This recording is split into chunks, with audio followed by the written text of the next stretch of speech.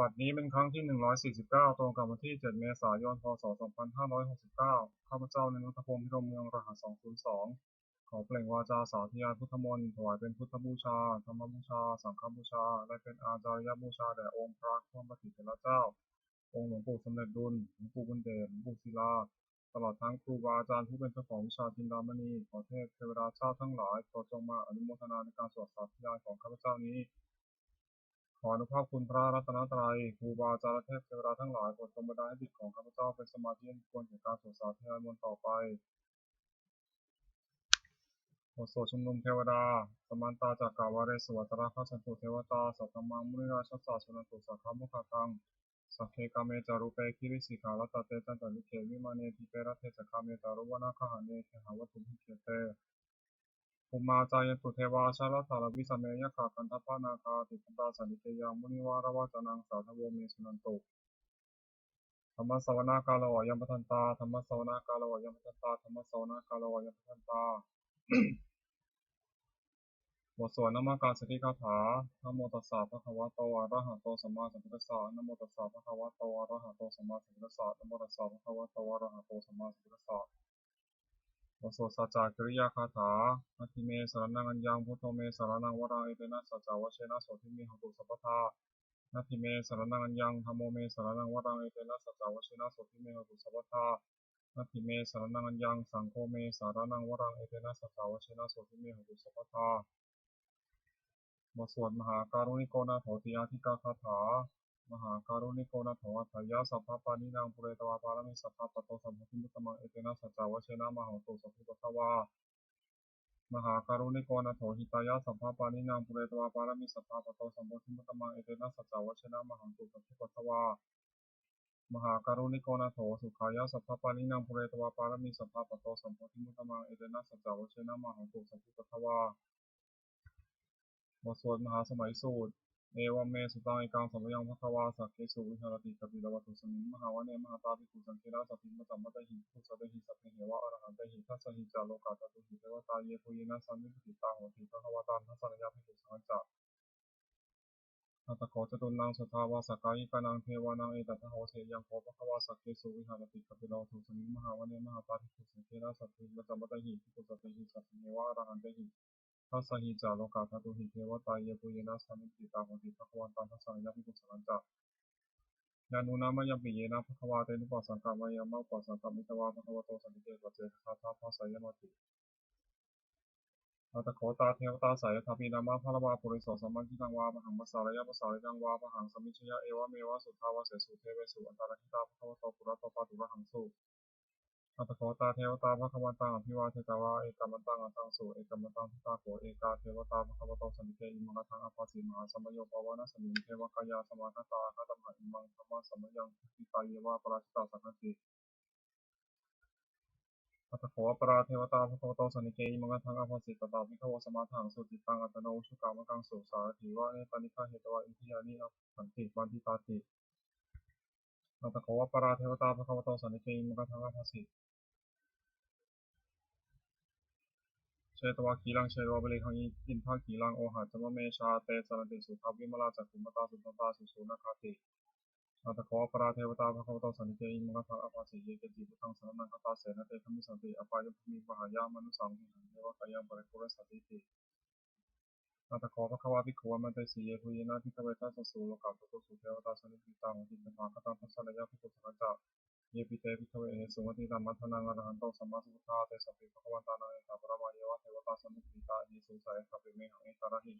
เยปิเตภิกขเวภวิสันติอนาคตมัทนังอรหันโตสัมมาสัมพุทธาเตสัพพิภควันตานังเอตาปรมาเยวะเทวตาสันนิปติตาภวิสันติสายสัพพิเมหังเอตระหิอาจิกิสัมมิภิกขเวเทวะกายนังนามานิปิตากิสัมมิภิกขเวเทวะกายนังนามานิเตสิสัมมิภิกขเวเทวะกายนังนามานิ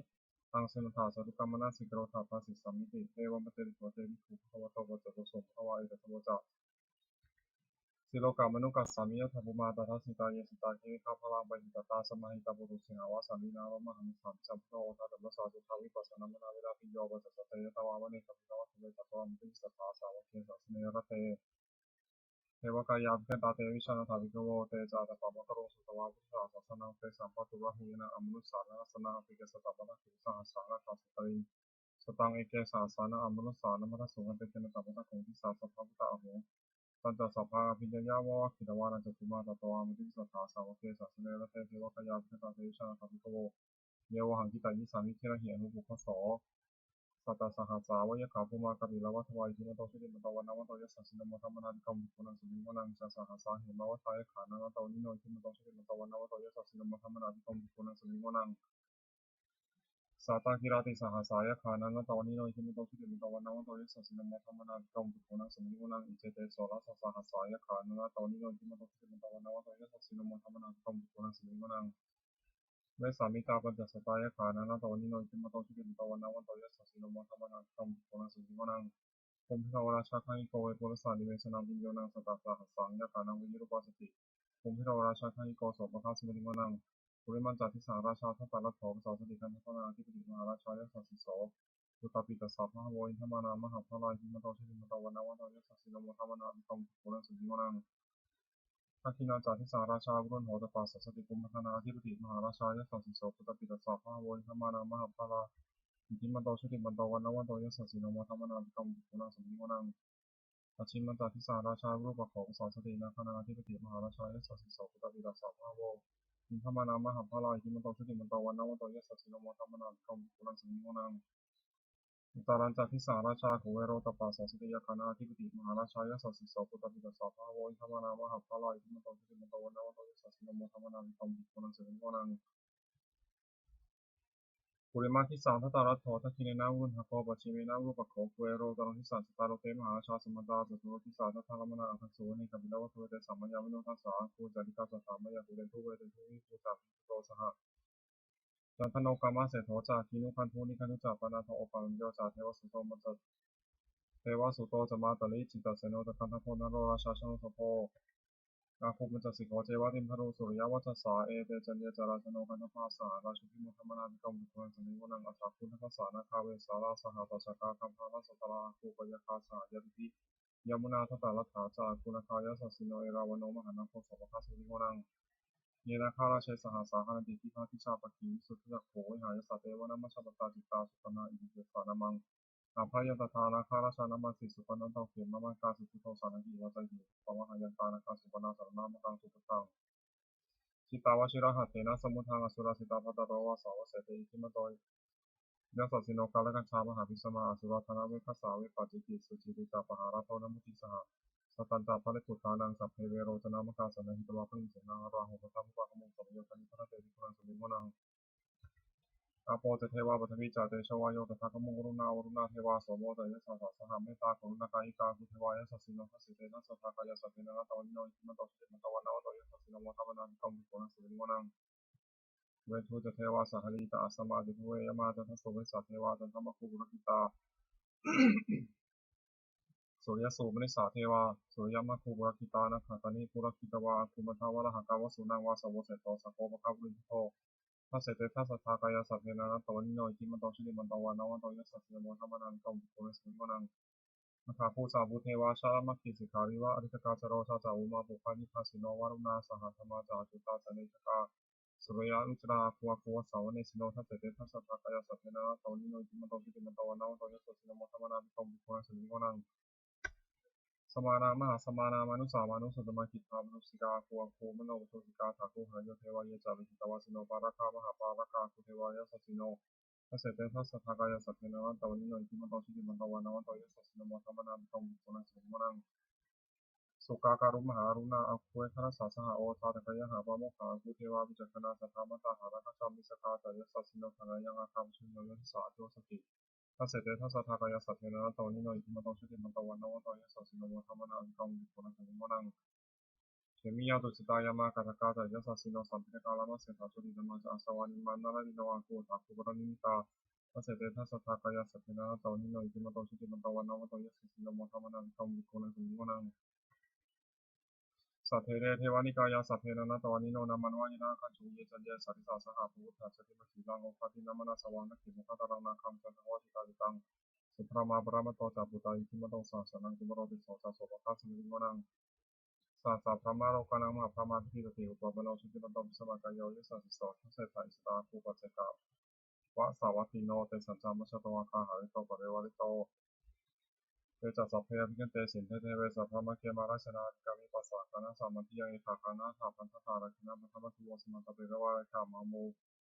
โวมุจิตาโพธินังอิทิตถามาเสโนกันหาเสนังอเปสิยิปานินาตละมหาจัสสะรังกัตวานภิราวังยะถาบาวุสะโพมิโกสนัญญันโตสัพพิชุโกตถาโสปฏิทาวุติสัมพุทโธอัสสยังวะเสตัจจสัพพังอภิญญาวะวัคคิตวานัจจคุมาตตวามริสัทธาสาวเกสาวเสเนนะเตมาราชนาภิกตาเตชนะธรรมิตโวเตจาตปัมมะคารุสตวาพุทธศาสนาวิตารักขิหิปกามุนิสังนมปีชยิสัพเพวิชิตาสังฆามาพยาริตายสัสสิโนโมทติสหบุเรหิสาวกาเตชเนสุตติโมโสจุลราชยปกรณ์นโมพุทธเตชะสา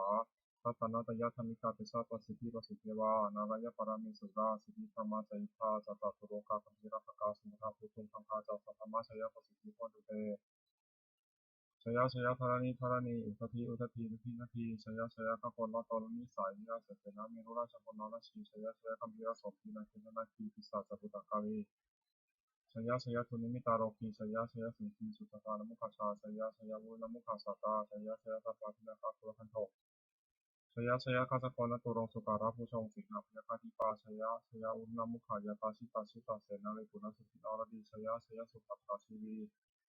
ชยธรณีตะเรสทาสุชยธรณีสัพพิสทาชยมังกราปัญญาภวะเคช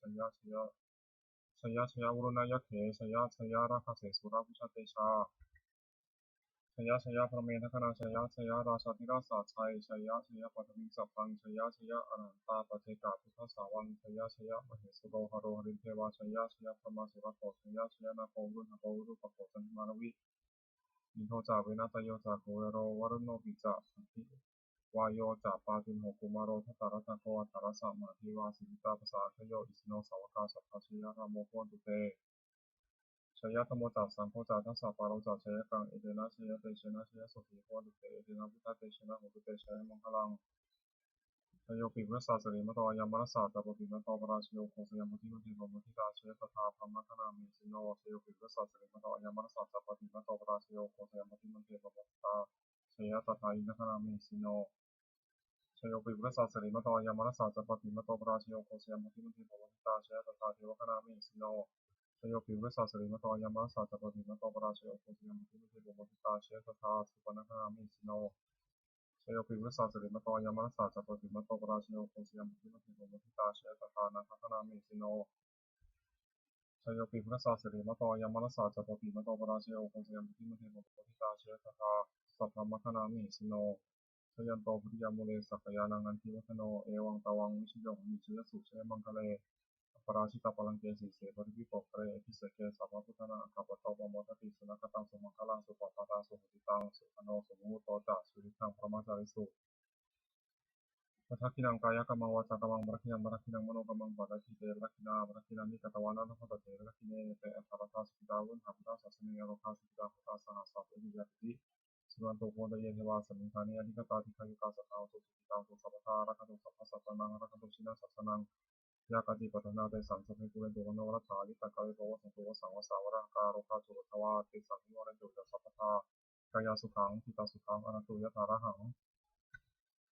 บุสวธรรมานิยามสุตังเอวเมสุตังเอกังสัมยังพุทธวาสาวัติยังวิหารติเชตาวเนอนาคันติกัสสะอารามเมตัสโภพุทธวาติปุณเตสิทิทาวติพัตันเตริเตติปุพุทธวโตปัสสะสุขภวายตทัวจะอุปาทวาภิกขุเอตถาคตานังอนุปาทวาตถาคตานังทิตาวสาตถุธรรมทิตาตาธรรมนิยมตาสัพเพสังขารานิจจติตังตถาคตโตอภิสัมพุชติอภิสเมติอภิสัมพุชิตวาอภิสเมตวาอจิกิเตเสติปัญญาเปติปัฏฐาเปติวิวารติวิภาชติปณิโรติสัพเพสังขารานิจจติอุปาทวาภิกขเวตถาคตานังอนุปาทวาตถาคตานังทิตาวสาธาตุธรรมทิตาตาธรรมนิยมตาสัพเพสังขาราทุกขาติตังตถาคตโตอภิสัมพุชติอภิสเมติอภิสัมพุชิตวาอภิสเมตวาอจิกิเตเสติปัญญาเปติปัฏฐาเปติวิวารติวิภาชติปณิโรติสัพเพสังขาราทุกขาติอุปาทวาภิกขเวตถาคตานังอนุปาทวาตถาคตานังทิตาวสาธาตุธรรมทิตาตาธรรมนิยมตาสัพพธรรมาอนัตติตังตถาคตโตอภิสัมพุชติอภิสเมติอภิสัมพุชิตวา อภิสเมตวะอจิกิติสติปัญญาเปติปัสสะเปติวิวรติวิภัสสติอุตนิกโรติสัพพะธรรมาอนัตติอิทัมมะโมจัพพะคะวะตัมมนาเตวิภูภวโตภาสิตังอภินันติบทสวดพระเทศกาลตะคาถาแปลอติตังนานวะครับมายานัปฏิตังเถียคตังผมมีโกตันที่ถึงจุดโยงไปแล้วด้วยอะไรและไม่พึงพวงถึงสิ่งนี้ไว้มาถึงยะทัตติตัมปะหินันตังอัปปตัญจานะคตังสิ่งนี้ก็รับเวลาสิ่งนานาที่ยังไม่มาปัจจุบันนั้นจะโยธรรมังตถาตถาวิปัสสติสังหิรังสังคุปังตังวิธามนุภโรเยที่ได้เห็นธรรมมันเกิดขึ้นเฉพาะหน้าในที่นั้นอย่างแต่แจ้ไม่งอนแงไม่คอนใครคนพบคุณในการใช้ไว้อาเชวะกิจจามาตาปังโกชัญญามรณังสุเวความเพียรมีจิตที่ต้องทำให้คลายเชื้อความตายในพวกนี้ให้หินอสังขารันเตนะมหาเสนามัตุนาเพราะการที่ธรรมชาติที่มีสาระมากยังไม่มีสำหรับเราเอวังวิหาริมาตาปิกังโหรตามตันทิตังตังเวทิกรโตติสัตโตติโกมิมุนีผู้สงบย่อมกล่าวด้วยผู้มีความเพียรอยู่เช่นนั้นไม่เกียจคร้านทั้งกลางวันกลางคืนว่าผู้เป็นอยู่ที่เพียงเวลาทีเดียวคณะชมบทสวดธรรมะสังเวคัปปัจเจเวคขณะแปลสัพเพสังขารานิจจาสังขารคือร่างกายจิตใจและรูปธรรมนามธรรมทั้งสิ้นไม่เที่ยงเกิดขึ้นแล้วดับไปมีและหายไปสัพเพสังขาราทุกขาสังขารคือร่างกายจิตใจและรูปธรรมนามธรรมทั้งสิ้นมันทนยากเพราะเกิดขึ้นแล้วแก่เจ็บตายไปสัพเพธรรมานัตตาสิ่งทั้งหลายทั้งปวงทั้งที่เป็นสังขารและไม่ใช่สังขารทั้งสิ้นไม่ใช่ตัวไม่ใช่ตนไม่ควรถือว่าเราว่าของเราว่าตัวตนของเราทวงชีวิตตามชีวิตเป็นของไม่ยั่งยืนทวงมรณะความตายเป็นของยั่งยืนคำว่าสังมายามไม่ได้ตัดทางเราจะพึงตายเป็นแท้